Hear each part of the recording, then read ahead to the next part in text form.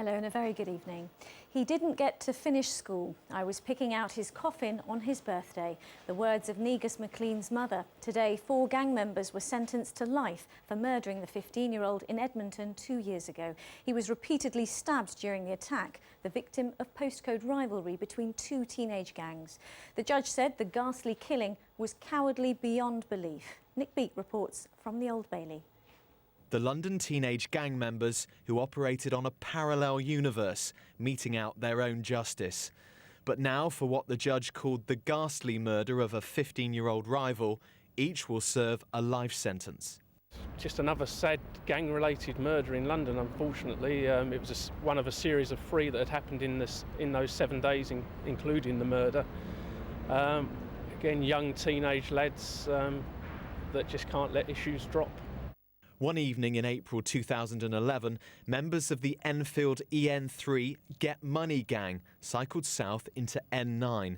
Their mission to attack Negus McClean, who was a member of the rival Dem Africans or DA gang. Then they spotted their target. Negus and his brother were chased into this street, but then they both came off their bikes. Negus said to his little brother, "Run and don't look back," and he was able to make his way to safety down there. But then the gang caught up with Negus and attacked him. They stabbed him with such ferocity that the blade snapped off the knife. Negus McClean died that night in hospital. The family spoke of their grief on the BBC's Crime Watch. He had his whole life ahead of him. So many things he wanted to do. So many plans he had. Today in court, a victim impact statement was read out on behalf of Negus's mother. She said, "My heart is broken. Negus died just before his 16th birthday. He did not get to finish school. There was no prom for him. I was picking out his coffin on his birthday." She also spoke about her son's killers.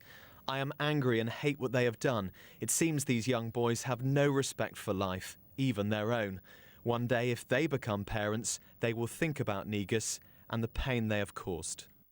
Brandon Hamilton will serve a minimum of 19 years, Bilal Lariba 16.5, Tertian Edwards 17 years, and Travis Bowman, just 14 at the time, will serve 12.5 years. All part of what the judge called the nightmare of teenage gangs on the streets of London. Nick Beak, BBC London News at the Old Bailey.